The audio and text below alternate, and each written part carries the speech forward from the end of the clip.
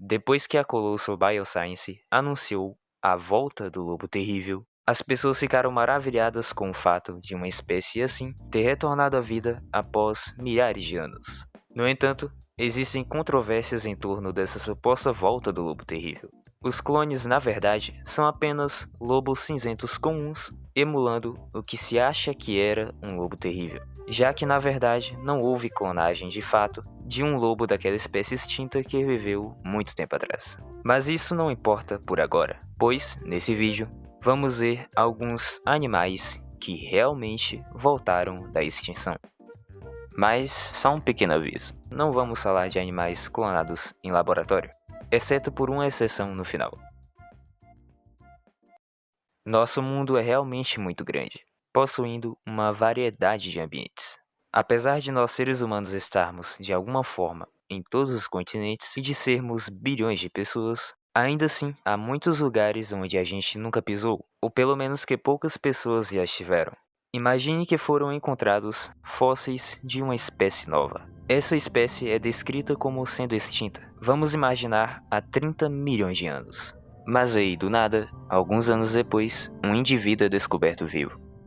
Na verdade, a espécie que se pensava ser de um passado muito remoto estava o tempo todo vivendo com a gente, sem que ninguém tivesse visto. Por incrível que pareça, existem muitos casos do tipo, e com certeza o mais famoso de todos é o do selacanto.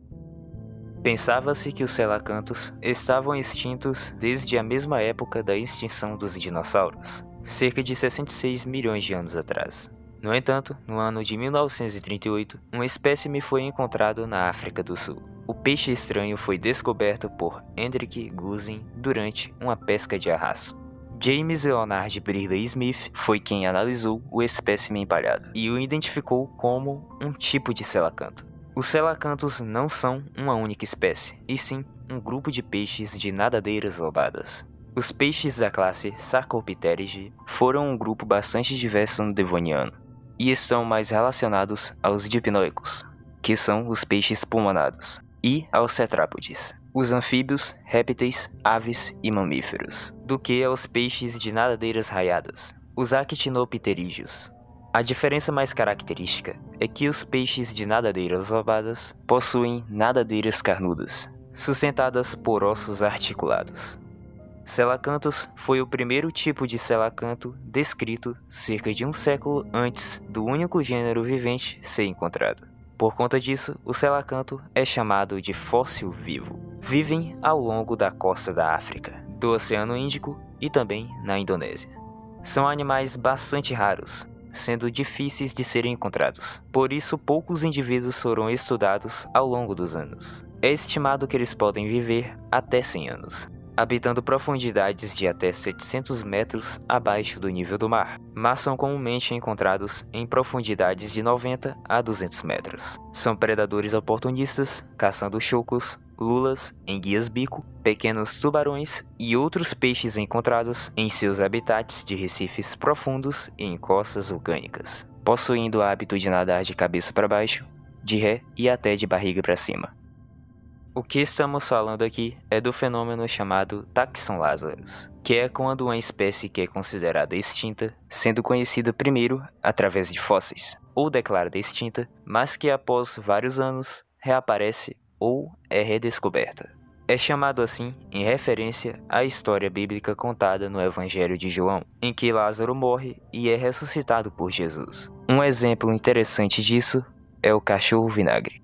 O cachorro vinagre é um canídeo brasileiro bem interessante, pouco conhecido. Isso se deve ao fato de que ele é bem raro de ser visto na natureza. A espécie foi primeiramente descoberta através de fósseis, e de início pensou-se estar extinta. Inclusive, é a única espécie viva de seu gênero, já que existia também uma outra espécie do Pleistoceno que era maior. A espécie atual foi primeiramente descrita em 1842 por Peter Lund, dinamarquês considerado pai da paleontologia e arqueologia no Brasil, com base em fósseis encontrados em cavernas, junto também com a espécie do Pleistoceno. Mas só um ano depois, ele mesmo encontrou os cachorros vinagres vivos, porém sem notar que eram da mesma espécie dos fósseis, nomeando eles com outro gênero. Na época, acreditava-se que não era possível a humanidade ter coexistido com espécies extintas. Por isso, ele não percebeu que o animal vivo era da mesma espécie do fóssil. É a espécie de canídeo mais gregária da América do Sul, ou seja, que vive em bandos com uma estrutura social bem definida. Caçam em grupos durante o dia, usando troncos ocos e cavidades como tocas de tatu como abrigo. Lund passou por muitos anos escavando as cavernas de Minas Gerais. Ele inclusive também foi o descobridor do famoso tigre dentes de sabre. Na região conhecida como Gran Chaco, de cerca de 1,2 milhões de quilômetros quadrados, abrangendo partes dos territórios da Bolívia, Argentina, Paraguai e Brasil, vive um bicho bastante raro chamado taguá. Sendo um taiaçuídeo, mesma família de Artiodactylus queixada, foi descrito pela primeira vez em 1930, com base em fósseis, inicialmente considerado extinto. No entanto, em 1971, ele foi descoberto como vivo na província argentina de Salta. Apesar de ter levado tempo para que os cientistas o descobrissem, essa espécie, na verdade, já era bem conhecida pelos povos nativos. São animais sociais, vivendo em bandos de até 20 indivíduos, sendo ativos durante o dia, especialmente pela manhã. O taguá é menos agressivo que as outras espécies, como o queixada. Essa espécie de morcego da fruta, que também são chamados de raposa voadora, é endêmica da Papua Nova Guiné, primeiramente descrita a partir de fósseis de 12 mil anos atrás, em 1960. Encontrado nas serras altas centrais da província de Chimbo, acreditava-se estar extinto há cerca de 9 mil anos. No entanto, em 1975, ele foi redescoberto na área da muralha de Hindenburg, na província ocidental do país, em uma caverna conhecida como Lup-Lup-Winten. Os habitantes locais descreviam o morcego como sendo muito abundante, talvez com milhares de indivíduos. Mas bastaram só 2 anos, e a colônia foi dizimada por caçadores que invadiram a caverna. Durante a década de 80, a espécie foi quase extinta de verdade, com uma colônia de cerca de 160 indivíduos sendo encontrada na mesma caverna em 1993. Uma coisa bem comum de acontecer com o Taxon lazarus é essas espécies estarem em risco de extinção quando descobertas. A falsa orca é uma espécie de golfinho que por muito tempo foi considerada extinta. Foi descrita em 1846 pelo paleontólogo e biólogo britânico Richard Owen, com base em um crânio fóssil encontrado em 1843 na Inglaterra, datado do Pleistoceno Médio, cerca de 126 mil anos atrás. O crânio foi comparado com outras espécies, como a baleia piloto de nadadeira longa, ao golfinho de riço e a beluga, sendo classificado no gênero Phocena. Inicialmente considerada como uma espécie de doninha, a falsa orca tem esse nome por causa da semelhança com a orca verdadeira. Só em 1861 que algumas primeiras carcaças do animal surgiram na Baía de Kiel, na Dinamarca. Também houve um grupo de indivíduos que encalhou. Aliás, essa espécie encalha bastante. Posteriormente, em 1862, o animal foi reclassificado no novo gênero Pseudorca. Ela habita oceanos de regiões tropicais do mundo todo, sendo conhecida por sua natureza sociável, formando grandes grupos, interagindo com outras espécies, como o golfinho nariz de garrafa. Essa é uma pequena espécie de sapo, de cerca de 3 centímetros de comprimento, endêmica da ilha de Maiorca, pertencente à Espanha, no mar Mediterrâneo. Foi descoberta como fóssil em 1977 e pensava-se estar extinta há uns 2 mil anos atrás. No entanto, foi redescoberto no ano de 1979. Atualmente, a espécie só pode ser encontrada em riachos isolados nas montanhas da Serra de Tramontana, tendo uma população estimada entre 500 e 1.500 pares. Essa é uma espécie de molusco bivalve marinho, nativa do sul da Califórnia, que acreditava-se estar extinta desde o Pleistoceno, tendo sido descoberta em um depósito de fósseis de 36 a 28 mil anos atrás. Alguns espécimes, no entanto, foram encontrados vivos em Santa Bárbara, na Califórnia, entre 2018 e 2019. O animal tem um formato oval e é pequeno, medindo apenas alguns milímetros. Esse é um pequeno marsupial australiano, do tamanho de um camundongo, pesando apenas algumas dezenas de gramas e medindo alguns centímetros. A espécie foi primeiramente descoberta através de uma mandíbula e ossos do crânio em 1895. Em 1966, foi encontrado um indivíduo vivo em um resort de esqui no Monte Rothman, em Victoria. Atualmente é encontrado em campos de rochas alpinas e pedregais, principalmente no sul de Victoria, e ao redor do Monte Kosciuszko, em Nova Gales do Sul, a altitudes de até 2.200 metros. Gracilidris é o gênero de antigas formigas que pensava-se estar extinto há muito tempo, de 15 a 20 milhões de anos atrás. Por volta dessa época, havia menos gelo nos polos. Os níveis do mar eram mais baixos, e as montanhas do Himalaia e os Alpes ainda estavam surgindo. O clima global mais quente estava esfriando, e ainda haviam vestígios do antigo Mar de Tétis, que, no Mesozoico, separava a Laurásia e Gondwana. As primeiras gramíneas surgiam, criando grandes áreas de pasto e savanas pelo globo. A redescoberta aconteceu no ano de 2006, e a única espécie viva do gênero foi nomeada como Gracilidris pombero. A única coisa que tínhamos antes era um fóssil em âmbar. No entanto, como outros seres dessa lista, ela é uma espécie rara de ser encontrada, por isso pouco se sabe sobre seus hábitos de vida, mas o que se sabe é que elas são noturnas, vivendo em ambientes abertos e secos de savanas na América do Sul, como no Paraguai, Argentina e, claro, no Brasil. O chamado rato da pedra laosiano é uma espécie de roedor nativa da região de Camoan, no Laos. Ela pertence à família Diatomiidae, um grupo de roedores que pensava-se estar extinto há cerca de 11 milhões de anos. E o mais interessante e bizarro, ele foi descoberto sendo vendido como carne em um mercado da cidade chamada Takek, em 1996, sendo descrito só 10 anos depois. Fisicamente, parece um rato escuro grande, ou então uma mistura com um esquilo, mas possui características únicas. Mede cerca de 26 centímetros, pesando aproximadamente 400 gramas. Sua pelagem é cinza escura, com um tom mais claro na região da barriga, tendo olhos negros pequenos. A estrutura de seu crânio diferencia-se dos outros mamíferos.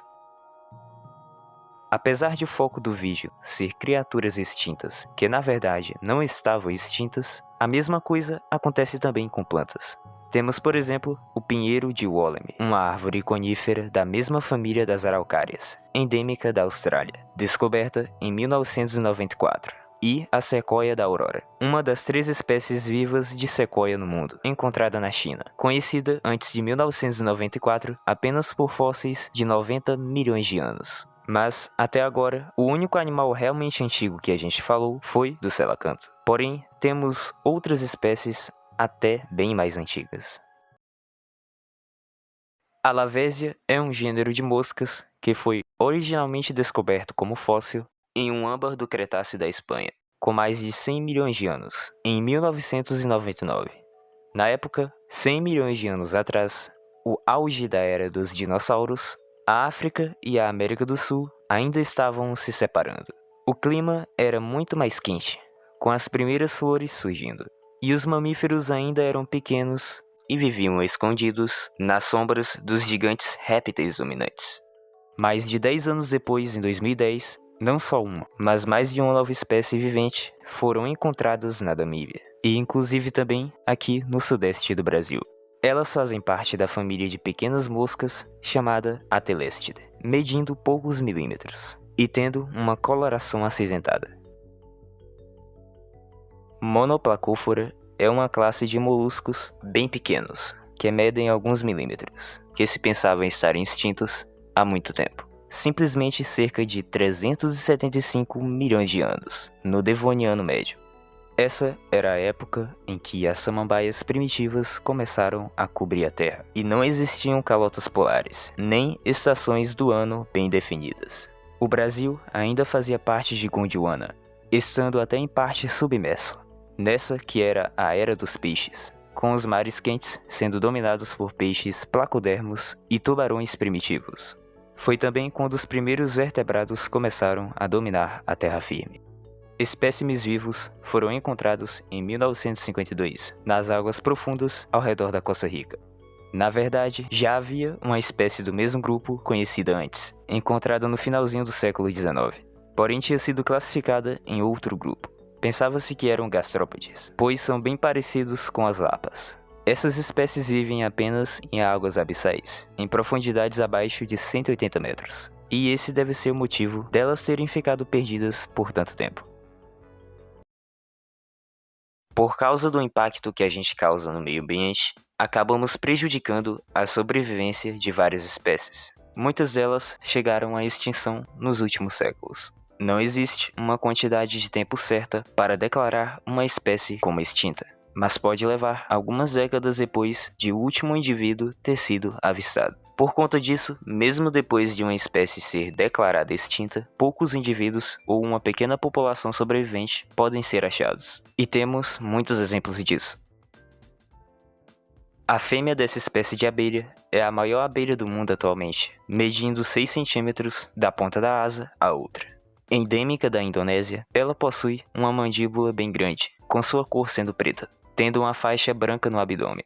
Ela foi descoberta em 1858 pelo naturalista Alfred Russel Wallace, considerada extinta por décadas até ser novamente encontrada em 1981 por Adam C. Messer. No entanto, ela passou por mais quase 30 anos sem novos avistamentos, até ser encontrada em 2018.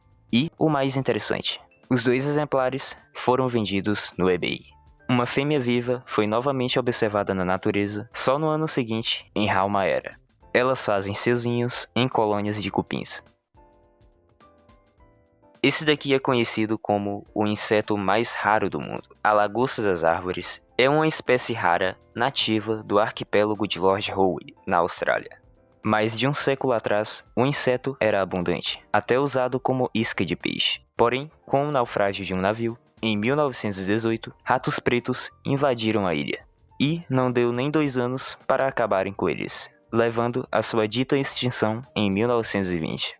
Só mais de 80 anos depois, em 2001, uma equipe de cientistas australianos localizou, durante uma difícil expedição noturna, já que ele é noturno, 24 insetos em um único arbusto.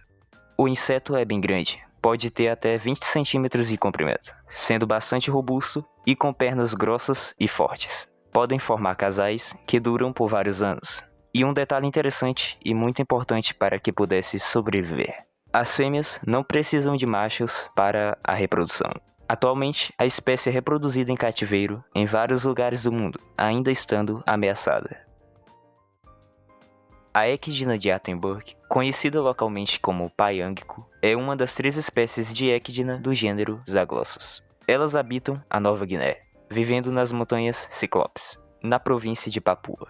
Essa espécie é muito pouco estudada e é muito rara. Para se ter noção, ela foi descoberta em 1961, sendo conhecida através de um único espécime coletado. Se pensava que ela provavelmente já não existia mais.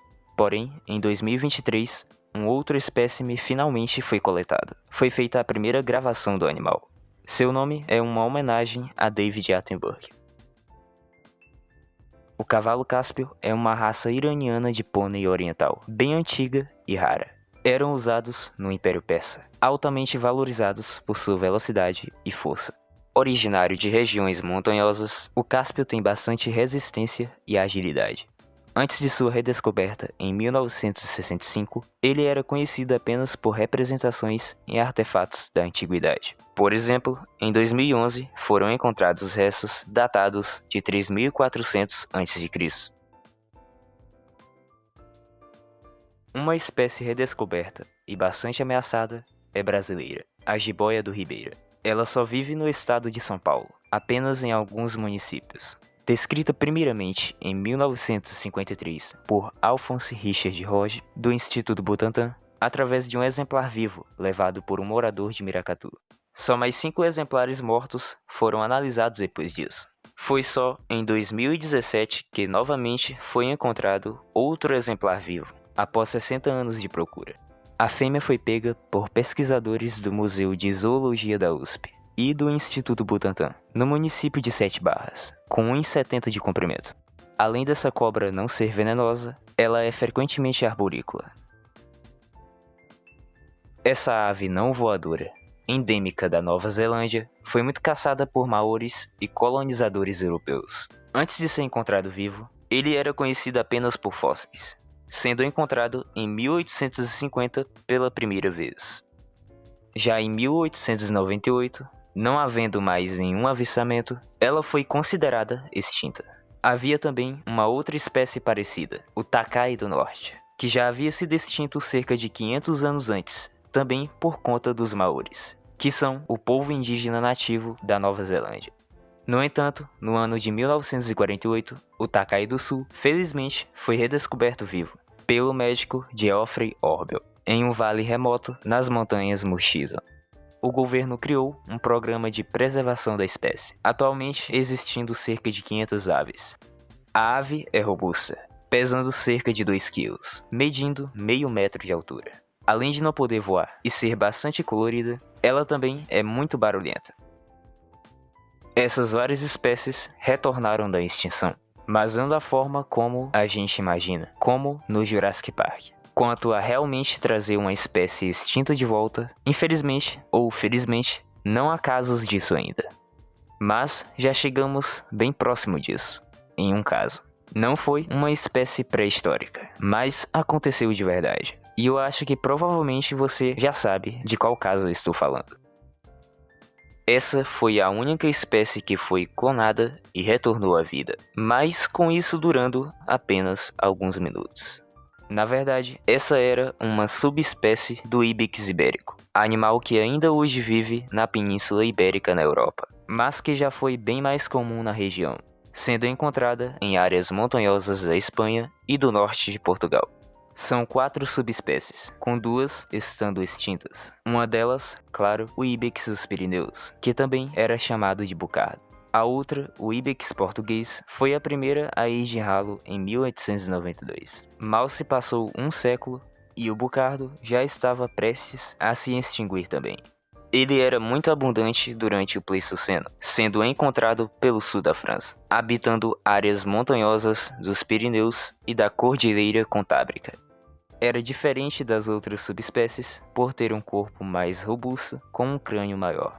Sua população foi sendo rapidamente reduzida devido à caça e também pela competição com os animais domésticos. Sobrou apenas uma pequena população encontrada no Parque Nacional Odessa e Monte Perdido, na Espanha. Então, por fim, a última representante viva da sua subespécie, uma fêmea chamada Séria, morreu em janeiro de 2000, ao ser atingida por uma árvore que caiu. Pois é, esse bicho teve muito azar. A coitada não pôde nem viver em paz até seus últimos dias. No entanto, os cientistas já haviam coletado amostras de tecido de sua orelha, preservadas em nitrogênio líquido. E foi com esse material que foi possível tentar clonar uma espécie. Já haviam tido outras tentativas, mas essa definitivamente foi a primeira e até agora a única que deu certo. Ou mais ou menos. O projeto de clonagem envolveu instituições espanholas e francesas, com as células somáticas de Célia tendo sido fundidas a óvulos de cabras domésticas, com os núcleos tendo sido removidos para colocar o DNA do bucardo. Foram necessárias quase 300 tentativas, com apenas uma dando certo no final. O primeiro clone de uma espécie extinta, por fim, nasceu em 30 de julho de 2003, mas, infelizmente, a clone de Séria morreu com apenas alguns minutos de vida, graças a uma malformação pulmonar. Apesar disso, foi uma boa tentativa, que mostrou que isso é tecnicamente possível. Essa foi a única espécie na história da vida da Terra que voltou, só para ser extinta uma segunda vez. Ainda existem células da última fêmea congeladas, e talvez, futuramente, seja possível realizar uma tentativa, só que mais certeira. A gente tem muitas espécies reencontradas e redescobertas. Falar de todas aqui levaria um bom tempo. Então é isso, eu escolhi os casos que eu realmente achei mais interessantes. Obrigado por assistir e até o próximo.